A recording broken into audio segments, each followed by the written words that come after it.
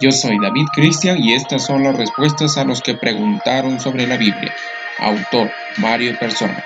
Usted escribió preguntando si alguien que pecó debe ser excomulgado.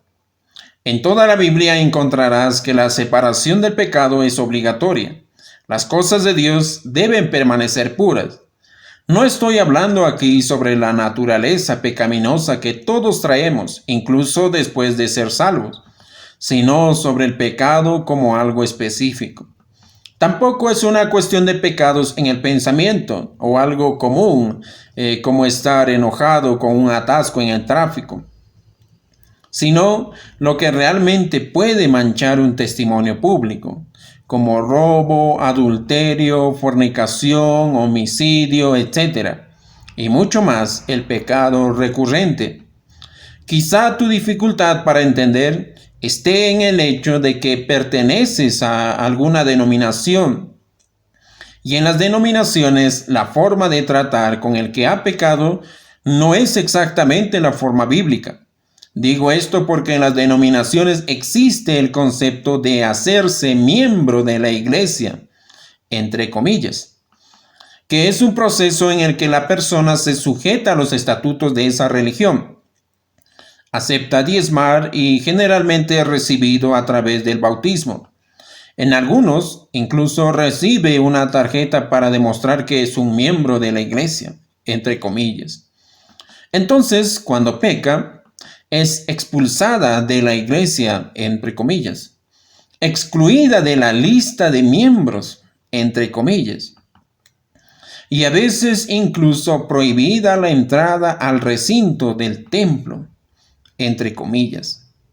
A veces en el proceso se lleva a cabo una humillación pública que incluye burlas y personas mirando con la nariz levantada al pecador. Nada de esto podría estar más lejos de la verdad de las Escrituras. Somos hechos miembros del cuerpo de Cristo, que es la iglesia, cuando creemos. Esto no es decidido por ningún hombre, sino es Cristo quien nos agrega como miembros de la iglesia, que es su cuerpo.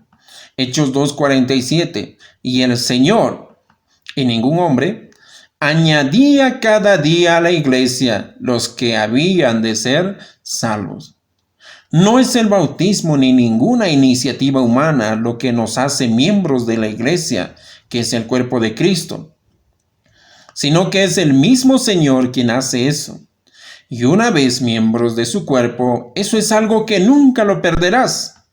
Nadie puede agregar a alguien al cuerpo y nadie puede quitar un miembro del cuerpo, ni siquiera la misma persona que creyó en Cristo. Una vez que es parte del cuerpo de Cristo, la persona puede desear estar en comunión con los santos, y eso se da al participar de aquello que expresa la comunión, la mesa del Señor. Cuando queremos demostrar comunión a alguien, invitamos a esa persona a venir a nuestra casa a comer con nosotros. Y así es en las cosas de Dios. Por supuesto, no invitaremos a un libertino a sentarse en nuestra mesa para avergonzar el nombre de la familia. Por eso tomamos algunos cuidados. Esos cuidados también son tomados para recibir a alguien a la comunión en la mesa del Señor, para participar de la cena del Señor. El lugar de comunión de la asamblea o iglesia es la mesa del Señor, porque es allí donde expresamos la comunión con el Señor y unos con otros en el partimiento del pan. Un testimonio no sería apropiado si las personas notoriamente contaminadas por pecados graves comen al lado de otros hermanos. De ahí el orden de 1 Corintios 5, para que los cristianos ni siquiera coman con aquellos que diciendo ser hermanos, estuvieren en pecado. Aquellos que están en comunión en la mesa y caen en pecado no son excluidos del cuerpo de Cristo o expulsados de una organización religiosa, entre comillas, que no existe en la Biblia, sino que simplemente no participan de la cena del Señor, en la mesa del Señor. Pueden continuar asistiendo a las reuniones, pero en un estado de separación Y los hermanos saben que no es alguien con quien deben mantener una relación de confianza o de besos y abrazos. Es alguien que está en disciplina por causa del pecado. El pasaje en 1 Corintios 5 es muy claro y muestra que hubo un pecado grave entre los corintios. Un hombre que dormía con su madrastra. Todos sabían y continuaban normalmente en comunión con él, sin tomar ninguna acción. Los cristianos estaban tan orgullosos que pensaban que sus decisiones eran correctas, sin importar si estaban o no de acuerdo con los pensamientos de Dios. 1 Corintios 5 del 6 al 13. No es buena vuestra jactancia. ¿No sabéis que un poco de levadura leuda toda la masa?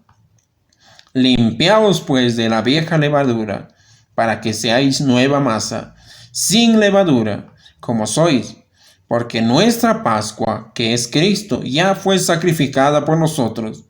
Así que celebremos la fiesta, no con la vieja levadura, ni con la levadura de malicia y de maldad, sino con panes sin levadura, de sinceridad y de verdad.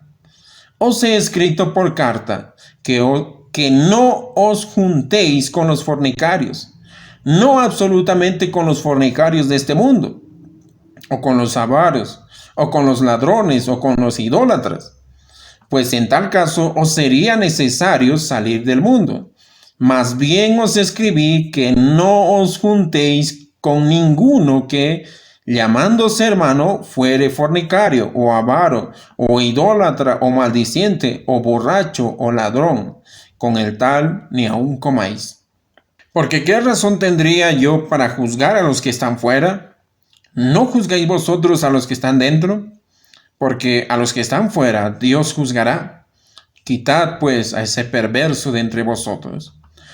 La orden es clara. Primero, al saber del pecado, debemos humillarnos para no sentirnos mejor que el que pecó y tener cuidado de no ser conducidos a pecar nosotros mismos. La levadura debe sacarse de la masa para evitar contaminar a otros. La levadura siempre es un símbolo de pecado en la Biblia.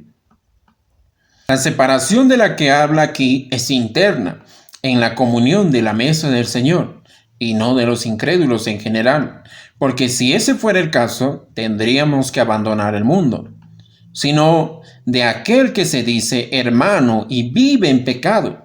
Debemos separarnos y ni siquiera comer junto con él. Finalmente debe ser sacado de entre los cristianos en la asamblea, o sea, excluido de la comunión o excomulgado. La idea de que debemos perdonar, soportar, etc., es muy importante, pero es solo una parte de lo que la Biblia enseña. Sí, debe haber un sentimiento de perdón, pero también debe haber disciplina. No crías un hijo moralmente sano haciendo la vista gorda ante sus errores y dejándolo sin disciplina. Él necesita sentir el daño que causó. Hebreos 12, 6 al 11. Porque el Señor al que ama disciplina y azota a todo el que recibe por hijo. Si soportáis la disciplina, Dios os trata como a hijos.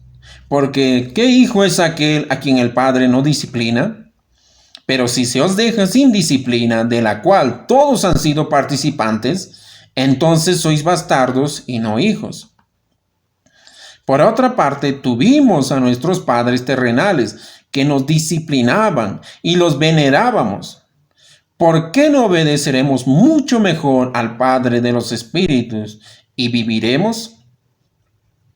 Y aquellos ciertamente por pocos días nos disciplinaban, como a ellos les parecía, pero a este, para lo que nos es provechoso, para que participemos de su santidad. Es verdad que ninguna disciplina al presente parece ser causa de gozo, sino de tristeza, pero después da fruto apacible de justicia a los que en ella han sido ejercitados. Cuando un padre encuentra a un hijo en una falta y lo disciplina, es doloroso y humillante, pero es parte del proceso de corrección y curación. Es necesario sentir la gravedad del error o no habrá restauración. Así la asamblea, a través de los hermanos que tienen el cuidado y las responsabilidades de estas cosas, tratará en forma reservada con el que pecó, excluyéndolo de la comunión de la mesa del Señor y colocándolos bajo observación. La asamblea debe ser informada públicamente de que la persona está siendo colocada fuera de la comunión por un pecado moral, doctrinal, etc. Siempre comunicando esto de manera genérica y sin entrar en detalles sobre el pecado. Los detalles deben ser tratados de manera reservada y por hermanos más experimentados, porque dependiendo del pecado, la mera conversación al respecto podría influenciar negativamente en los más nuevos de la fe. Periódicamente, el que está en disciplina debe ser visitado por hermanos responsables y experimentados. Y si se trata de una hermana que ha caído en pecado, siempre deben estar acompañados por la esposa de uno de ellos. Tal cuidado es extremadamente importante, especialmente cuando sabemos que en las denominaciones religiosas hay una gran cantidad de pastores, entre comillas, que caen en pecado por aconsejar solos a las hermanas que experimentan algún problema. Disciplinar a alguien por el pecado no significa que esa persona debe ser aborrecida de todo contacto, inclusive de aquel que tenga por fin llevarla al arrepentimiento y restauración. En 2 Corintios 2 vemos que la reprensión hecha por muchos tuvo un efecto en el hombre que pecó, porque está listo para ser restaurado, incluso con la asamblea usando su poder para perdonar administrativamente a un ofensor. No se trata del perdón eterno de los pecados, que solo cabe a Dios, sino del perdón administrativo en la relación entre los hermanos. 2 Corintios 2, del 5 al 11. Pero si alguno me ha causado tristeza, no me la ha causado a mí solo, sino en cierto modo, por no exagerar, a todos vosotros. Le basta a tal persona esta reprensión hecha por muchos. Así que al contrario, vosotros más bien debéis perdonarle y consolarle, para que no sea consumida de demasiada tristeza. Por lo cual os ruego que confirméis el amor para con él. Porque también para este fin os escribí, para tener la prueba de si vosotros sois obedientes en todo. Y al que vosotros perdonáis, yo también, porque también yo lo he perdonado. Si algo he perdonado, por vosotros lo he hecho en presencia de Cristo, para que Satanás no gane ventaja alguna sobre vosotros, pues no ignoramos sus maquinaciones. Estas son instrucciones claramente dadas a la iglesia, pero obviamente no encontrarás eso siendo puesta en práctica en la gran masa de la cristiandad. No es de sorprender que haya tantos hoy que contaminan el nombre de Cristo en el mundo, llevando una vida desenfrenada y, sin embargo, ser recibidos normalmente a la comunión de los cristianos. Les sugiero que lea el procedimiento en la ley de cómo un leproso debía ser tratado. Él debía ser sacado del campamento o comunidad del pueblo de Israel y vivir fuera de la comunidad. Los sacerdotes lo visitaban regularmente y cuando descubrían que la lepra había cubierto todo su cuerpo, de pies a cabeza, era declarado limpio de la lepra. Levítico 13, versos 12 y 13. Si brotare la lepra cundiendo por la piel, de modo que cubriere toda la piel del llagado, desde la cabeza hasta sus pies, hasta donde pueda ver el sacerdote, entonces éste le reconocerá. Y si la lepra hubiere cubierto todo su cuerpo, declarará limpio al llagado. Toda ella se ha vuelto blanca, y Él es limpio.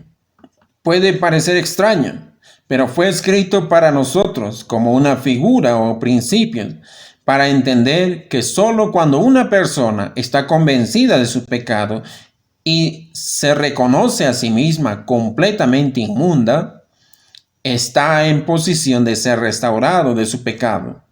Esta es la orden de Dios. En resumen, y repitiendo, el que cayó en pecado debe separarse de la comunión de la mesa del Señor. Pero no se trata de ser sacado del cuerpo de Cristo, porque nadie tiene el poder para hacerlo.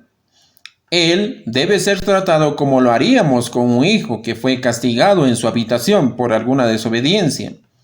Se mantendrá alejado del contacto familiar hasta que muestre arrepentimiento y sea restaurado a la convivencia normal.